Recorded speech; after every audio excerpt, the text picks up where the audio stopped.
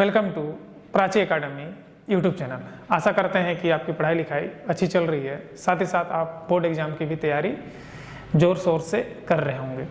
पिछले क्लास में हम लोगों ने कैलोरीमेट्री में वाटर इक्विवेलेंट ऑफ कैलोरीमीटर का डिटेल से इक्वेशन को स्टडी किए थे, साथ ही साथ हम लोग थर्मल एक्सपेंशन का भी डिटेल से स्टडी किए थे।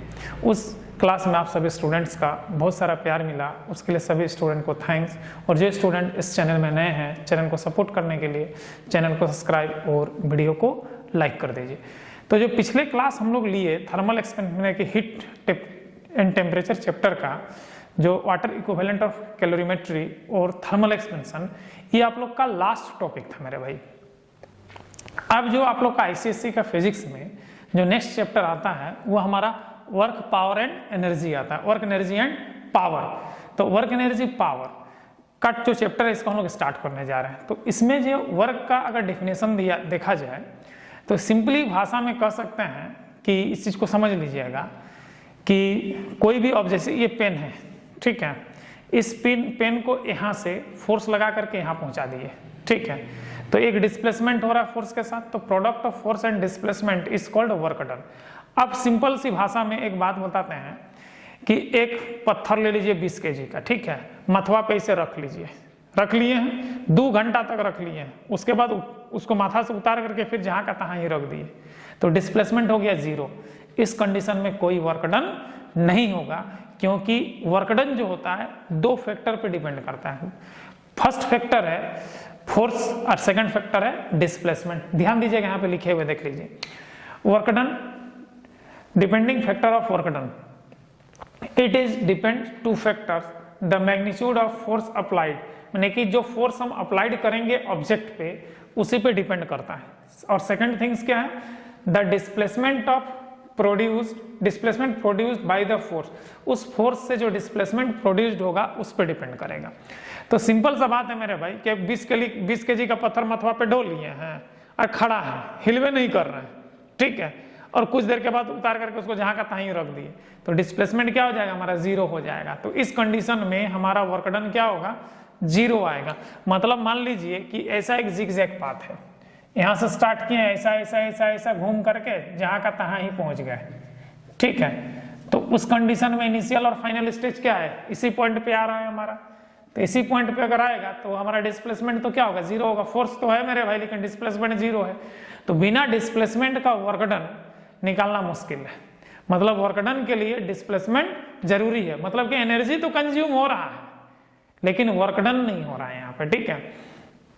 तो अगर वर्क डन का डिफिनेशन को देखना है तो बड़ा ही सिंपल डिफिनेशन है मेरे भाई, ध्यान दीजिएगा। When the force applied on body makes the body move, that is there is a displacement of the body is known as work done। मतलब कि अगर उसमें फोर्स लगाएंगे तो उसका डिस्प्लेसमेंट होना चाहिए। अगर डिस्प्लेसमेंट होगा तभी वर्क डन होगा, अदरवाइज वर्क डन नहीं होगा। सेकंड डेफिनेशन इसका देख सकते हैं, the amount of work done by a force is equal to the product of force and displacement of the point of application of the force in the direction of force. जो displacement होगा बोलता है वो force के direction में होगा बोलता है, और इसका जो प्रोडक्ट होगा बोलता है उसी प्रोडक्ट को हम लोग क्या कहेंगे, वर्क डन कहेंगे। तो सिंपल सा बात है क्या है, work done equals to force into displacement. ये जो डिस्प्लेसमेंट है along the direction of force है, ये जो डिस्प्लेसमेंट है क्या है, along the direction of force है हमारा। अब ध्यान देना है यहाँ पे, ये जो मान लीजिए ऑब्जेक्ट ये ए है, ठीक है, यहाँ पे हमने फोर्स अप्लाइड किया है, देख लो यहाँ पे हम लोग क्या अप्लाइड किए हैं, फोर्स अप्लाइड किए हैं। तो फोर्स अप्लाइड किए तो ये ऑब्जेक्ट क्या हो गया, इधर मूव कर रहा है, ये मूव किया और ये ऑब्जेक्ट यहाँ पे रीच कर गया। तो देखिए फोर्स के डायरेक्शन में ही इसका डिस्प्लेसमेंट है, फोर्स के डायरेक्शन में क्या हमारा डिस्प्लेसमेंट है। तो W = F × S प्रोडक्ट बोला है, तो it is a scalar quantity. Work done हमारा क्या है, एक स्केलर क्वांटिटी है। अब ध्यान दीजिएगा, इसका जो वर्क डन का SI यूनिट होता है, तो वर्क डन का जो SI यूनिट होता है मेरे भाई, जूल होता है, चाहे न्यूटन मीटर कह सकते हैं। सीजीएस यूनिट क्या हो सकता है, 1 अर्ग कह सकते हो या डाइन सेंटीमीटर कह सकते हो। अब ध्यान दीजिएगा, expression of work done, work का इक्वेशन क्या है, तो वर्क का इक्वेशन आपका होता है generally W equals to F dot S cos theta.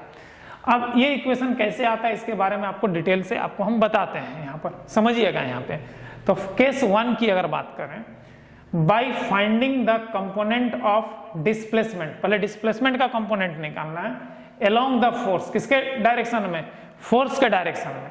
तो मान लेते हैं कि ये इंक्लाइंड प्लेन है, तो ये इंक्लाइंड प्लेन है, यहाँ पर ऑब्जेक्ट रखा हुआ है, यहाँ पर क्या है, ऑब्जेक्ट रखा हुआ है, ठीक है, यहाँ पर ऑब्जेक्ट रखा हुआ है, हमने एक फोर्स अप्लाई किया है ऐसे, तो ये ऑब्जेक्ट मूव करना चालू किया है ऐसे ऊपर की ओर, मूव करके ये ऑब्जेक्ट यहाँ पहुंच गया, ये फाइनल पोजीशन है, ये इनिशियल पोजीशन है ऑब्जेक्ट का। तो ये डिस्प्लेसमेंट आया मेरे भाई।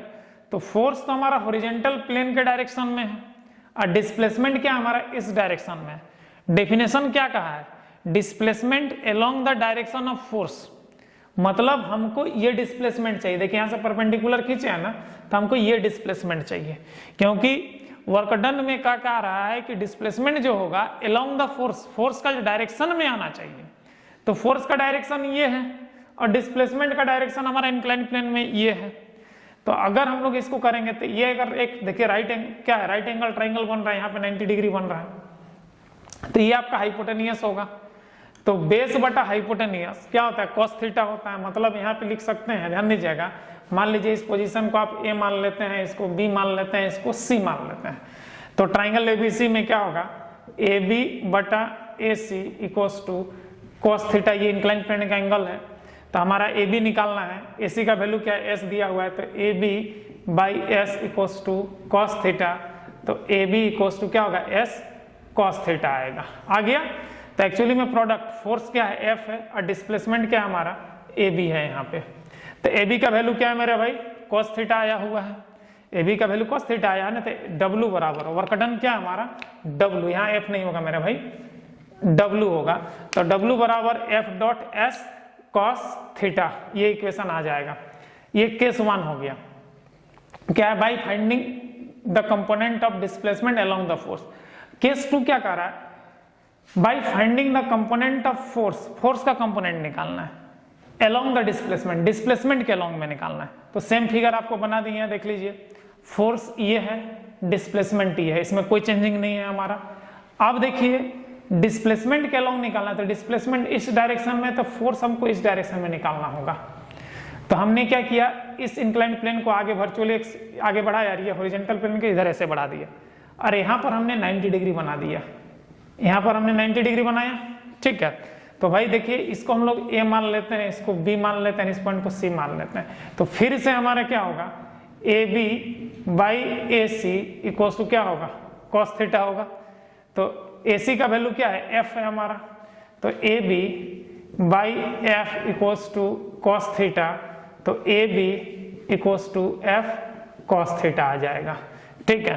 तो ये जो फोर्स आया, ये जो फोर्स आया along the direction of displacement, ये क्या है हमारा, along the direction of displacement, ये along the direction of displacement, और ये जो S आया है along the direction of force, along the direction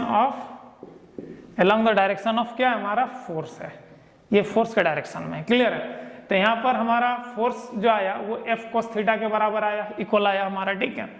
तो वर्क डन इक्वल्स टू क्या होगा, फोर्स इनटू डिस्प्लेसमेंट, फोर्स का वैल्यू एफ कोस थीटा बैठा दिए, और डिस्प्लेसमेंट का वैल्यू तो आपका क्या है, ये देखिए एस यहाँ दिया हुआ है, तो एस बैठा दिए, तो बन गया W equals to F into S. तो ये इक्वेशन आ गया हमारा डब्ल्यू का। तो ये डब्ल्यू का है। अब ध्यान दीजिएगा, अगर थीटा का वैल्यू 0 डिग्री होगा, थीटा का वैल्यू क्या होगा, 0 डिग्री होगा, तो हमारा कॉस 0 डिग्री का वैल्यू क्या होगा, 1 होगा। मतलब W इक्वल्स टू क्या होगा, F इंटू एस, ये मैक्सिमम होता है। मतलब कोसाइन एंगल 0 डिग्री, मतलब कि क्या होता है कि जो भी वर्क डन होता है वो आपका हॉरिजॉन्टल प्लेन में, चाहे अलोंग द डायरेक्शन मैक्सिमम होता है।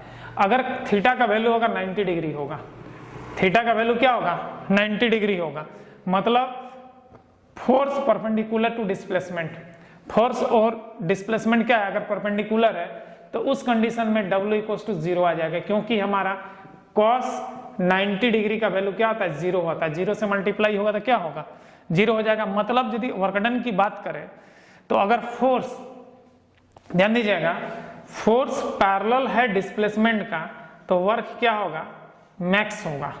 और अगर फोर्स परपेंडिकुलर है डिस्प्लेसमेंट का तो वर्क क्या होगा मेरे भाई, जीरो होगा। याद रखिएगा, वर्क क्या होगा, जीरो होगा। और पैरेलल के साथ साथ ये क्या है, डायरेक्शन सेम होगा। डायरेक्शन क्या होना चाहिए, सेम होगा तब होगा। और एक कंडीशन है कि फोर्स पैरेलल टू डिस्प्लेसमेंट, लेकिन दोनों का डायरेक्शन क्या, अपोजिट है। डायरेक्शन क्या है हमारा, डायरेक्शन अगर अपोजिट है, ठीक है, तो उस कंडीशन में वर्क जो होगा मिनिमम आएगा, लेकिन वैल्यू जो होगा हमारा, जो मैक्सिमम का जो मैग्नीट्यूड्स होगा और जो मिनिमम का जो मैग्नीट्यूड्स वैल्यू होगा, दोनों हमारा सेम होगा। क्योंकि अपोजिट होने में cos 180 डिग्री आ जाएगा। थीटा हमारा कितना होगा, 180 डिग्री। और cos 180 डिग्री का वैल्यू क्या होता है, -1 होता है। तो एक्चुअली में डिस्प्लेसमेंट आइदर पॉजिटिव भी होता है, आइदर नेगेटिव भी होता है, डिस्प्लेसमेंट आइदर जीरो भी होता है, ठीक है। तो जब आपका डिस्प्लेसमेंट पॉजिटिव आएगा तो आपका पॉजिटिव वर्क डन होगा, जब डिस्प्लेसमेंट आपका जीरो होगा तो आपका जीरो वर्क डन होगा, और जब डिस्प्लेसमेंट आपका नेगेटिव आएगा तो उस टाइप के वर्क डन को हम लोग क्या कहेंगे, नेगेटिव वर्क डन कहेंगे। तो जनरली वर्क डन आपको कितने टाइप्स का मिल रहा है, 3 टाइप्स का वर्क डन मिल रहा है। फर्स्ट क्या मिल रहा है आपको, पॉजिटिव वर्क डन मिल रहा है। सेकंड क्या मिल रहा है आपको, जीरो वर्क डन मिल रहा है। थर्ड क्या मिल रहा है आपको, नेगेटिव वर्क डन मिल रहा है। तो पॉजिटिव वर्क डन में वैल्यू क्या आएगा, मैक्सिमम आएगा। और वो पॉजिटिव वर्क डन कब होगा, जब फोर्स और डिस्प्लेसमेंट पैरेलल होगा और दोनों के बीच का एंगल 0 डिग्री, मतलब दोनों का डायरेक्शन एक होगा। तो उस कंडीशन में आपको पॉजिटिव वर्क डन मिलेगा, वो वर्क डन जो होगा आपका मैक्सिमम वैल्यू होगा। और यदि फोर्स और डिस्प्लेसमेंट एक दूसरे का परपेंडिकुलर होता है तो हमारा थीटा मिलेगा 90 डिग्री का। थीटा हमारा क्या मिलेगा, 90 डिग्री का मिलेगा। इस कंडीशन में वर्क डन जो होगा आपका जीरो वर्क डन होगा, ठीक है। और फोर्स और डिस्प्लेसमेंट पैरेलल तो है लेकिन दोनों अपोजिट डायरेक्शन में है। इस कंडीशन में थीटा हमारा फोर्स और डिस्प्लेसमेंट के बीच का 180 डिग्री होगा। तो 180 डिग्री में कोसाइन क्या होता है, नेगेटिव होता है। तो इस कंडीशन में आपको जो वर्क डन मिलेगा वो नेगेटिव वर्क डन होगा, और ये वर्क डन आपका मिनिमम वर्क डन होगा। तो आपसे अगर पूछा जाए कि वर्क डन कितने टाइप्स का होता है तो आप जवाब दीजिएगा 3 types of work done. First positive work done, second negative work done, और third zero work done. Positive work done का जो एंगल होता है फोर्स और डिस्प्लेसमेंट के बीच 0 डिग्री का होता है। नेगेटिव वर्क डन में फोर्स और डिस्प्लेसमेंट के बीच का जो एंगल होता है 180 डिग्री होता है। और जीरो वर्क डन में फोर्स और डिस्प्लेसमेंट के बीच का जो एंगल होता है वो 90 डिग्री का होता है। तो ये था मेरे भाई brief information of work done. आशा करते हैं कि ये जो इन्फॉर्मेशन है आपका बहुत सारा काम आया होगा, और इसको आप नोट डाउन भी कर लीजिएगा। आशा करते हैं कि आज का क्लास आप लोगों को अच्छा लगा है। अगर अच्छा लगा तो इस चैनल को सपोर्ट करने के लिए चैनल को सब्सक्राइब और वीडियो को लाइक कर दीजिए। जय हिंद, जय